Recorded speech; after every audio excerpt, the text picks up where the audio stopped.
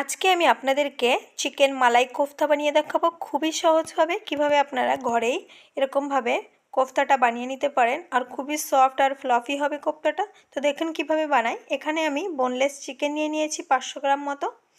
তো প্রথমেই চিকেনটাকে আমি কিমা করে নেব, তার জন্য আমি একটা মিক্সারের বাটিতে দিয়ে দিচ্ছি। আর এখানে একটু বড় সাইজেরই লাগছে মিক্সারের বাটিটা।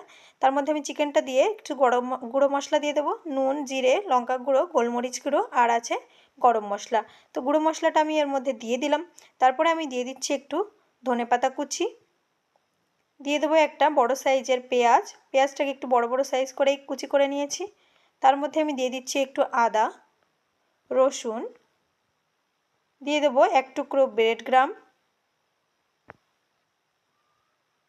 আর দিয়ে দিচ্ছি একটু ক্রিম। এখানে আমি বাজারে কোনো ক্রিম ইউজ করছি না, দুধের উপরের সরটাই আমি এখানে ইউজ করছি। এতে কোফতাটা অনেকটাই সফট আর ফ্লফি হবে দেখতে, আর খেতেও সুন্দর হবে। তো দেখুন কিমাটা আমার রেডি হয়ে গেছে। আমি একটা বড় পাত্রে নিয়ে নিয়েছি আর এদিক থেকে কড়াইতে আমি তেলটা গরম হতে বসিয়ে দিয়েছি আর হাতে তেল মেখে একটা একটা করে কোফতা বানিয়ে আমি তেলের মধ্যে ছাড়ছি। তো দেখুন কোফতাগুলো আমি দিয়ে দিয়েছি। এবারে লো ফ্লেমে আমি কোফতাগুলো একটু ব্রাউন কালার করে ভেজে নিতে হবে।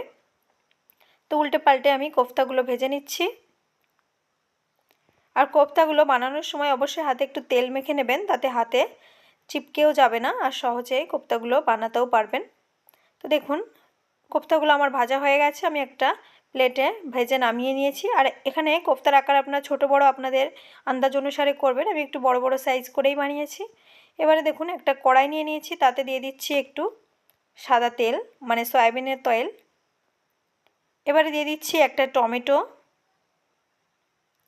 দিয়ে দিচ্ছি একটা পেঁয়াজ কুচি, কাঁচা লঙ্কা আর শুকনো লঙ্কা, দিয়ে দিচ্ছি একটু কাজু বাদাম,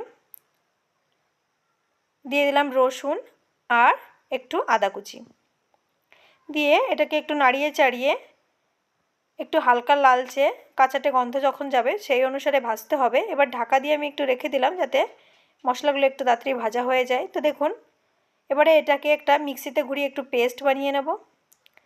কড়াইতে দিয়ে দিচ্ছি তেল, আর কোফতা ভাজা তেলই আমি এখানে ইউজ করছি। কিছুটা পরিমাণ তেল আমি কড়াইতে নিয়ে নিয়েছি।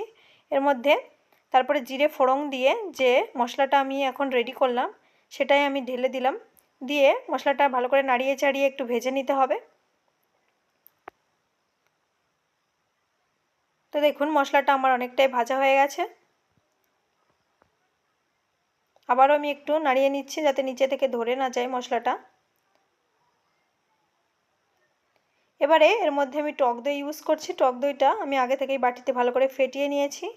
অবশ্যই টক দই নিচে বাটিতে ফেটিয়েই তারপরে কড়াইতে দেওয়া উচিত, যাতে টক দইটা দলা পেকে না যায়।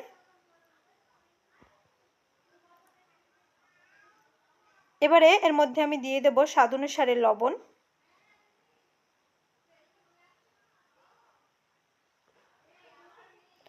আবারও নাড়িয়ে চাড়িয়ে মশলাটা ভালো করে একটু ভেজে নিতে হবে।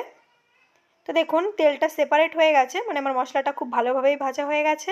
এবারে এর মধ্যে আমি কোফতাগুলো দিয়ে দেব। কোফতাটা দিয়ে ভালো করে আবারও একটু চামচের সাহায্যে মশলার সঙ্গে নাড়িয়ে চাড়িয়ে নেব। এবারে আমি এর মধ্যে দিয়ে দিচ্ছি গরম জল, আর গরম জলটা আমি যে দইটা ফেটিয়েছিলাম সেই বাটিতে দিয়ে সেই বাটি থেকেই জলটা ইউজ করছি। আবারও একটু নাড়িয়ে চাড়িয়ে মশলার সঙ্গে ভালো করে নাড়িয়ে দিচ্ছি। তো দেখুন ফুটতে থাকছে আমার কোফতাগুলো। এবার একটু ঢাকা দিয়ে আমি এটাকে রান্না করে নেব। তো দেখুন প্রায় হয়েই এসছে। আমি ঢাকনাটা খুলে একটু দিয়ে দিচ্ছি কাসুরি মেথি আর দিয়ে দিচ্ছি একটু ধনেপাতা কুচি।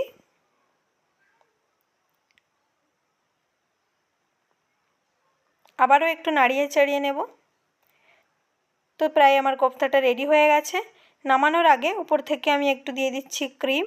আপনারা এখানে বাজারে ক্রিমও ইউজ করতে পারেন। আমি এখানে নিজের ঘরের দুধের সরটাই আমি ইউজ করছি, এতেও বেশ ভালো টেস্টি হবে। তো আমি রিভিউটা আমি পরেই দিচ্ছি। সত্যিই আমার কোফতাটা সত্যিই দুর্দান্ত হয়েছিল। তো অবশ্যই একবার ঘরে এরকমভাবে চিকেন মালাই কোফতা বানিয়ে নিতে পারেন। তো দেখুন এটাই হচ্ছে আমার চিকেনের কোফতার ফাইনাল লুক। সত্যি দুর্দান্ত লাগছে দেখতে, খেতেও সত্যি দুর্দান্ত হয়েছিল। তো যদি আমার ভিডিওটা ভালো লাগে অবশ্যই লাইক করে দেবেন আর ভিডিওটা একটু শেয়ার করে দেবেন। Thank you for watching.